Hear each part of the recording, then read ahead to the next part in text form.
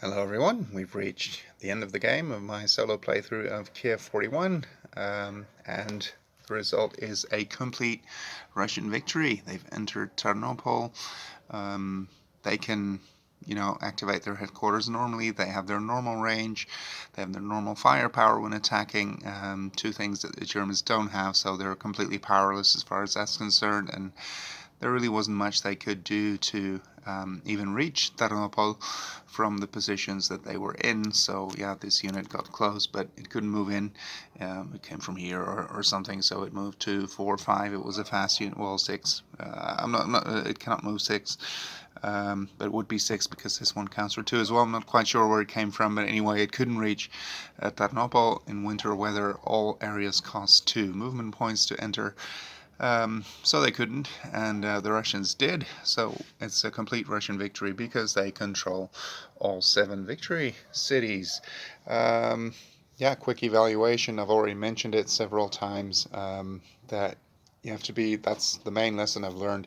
You have to be really, really careful with your German fast units, with your tanks, with your heavy hitters, and you need to, use them to force a breakthrough and exploit it and really cut off a large number of Russian troops. That's the only reason it's really worth it. If you expose them by blitzing or whatever, or you create a pocket, and the thing that the hinge of the pocket, so to speak, is not strong enough, and then you get your own units cut off. So yeah, that's the main lesson I've learned, that you have to be really, really careful with those units. And it's much easier for the Russians to be very aggressive and counterattack quite often, much more so than in Leningrad or in Moscow 41. But of course, I have to play it again several times, and we'll see if it is possible for the Germans to do much better in the entire campaign, because yeah, it's a steep learning curve for the Germans. You can't just do something and then find out, like, okay, I made a mistake, because quite often that mistake will prove to be fatal, even if it seems to be relatively small. And the game is really seems to be much more forgiving on the Russians. One question I did have, but I think the answer is actually pretty obvious. But at a certain time, I cut off a few Russian units over here. Well, actually, quite a lot of them.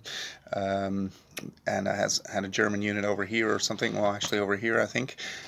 Well, somewhere over here. But yeah, I guess you can still trace supply, even though you can't trace it from the north. You can still trace it from the east, because this area was actually Russian controlled, and that way you could trace supply into Kiev. That was a question I still had.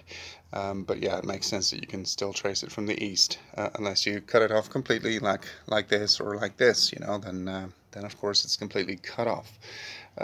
So yeah, it's been a very enjoyable game. I'll play it again, and although I won't be posting videos on that particular playthrough, maybe at the end of it to share my thoughts with you. But yeah, I really like this game.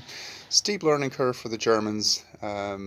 I guess they should be able to do better if I stick to what I said earlier, if I'm just very, very careful with those units. Now also I received the Luftwaffe headquarters, the second one, quite late during the game. If you receive it in August, yeah, that will really increase your hitting power massively. And if you've conserved your mobile units and you drew some reinforcements to add to the ones you already have, yeah, then I guess you stand a much better chance of creating a breakthrough here or there and actually maintaining it and cutting off those Russian units and still maintaining your strength.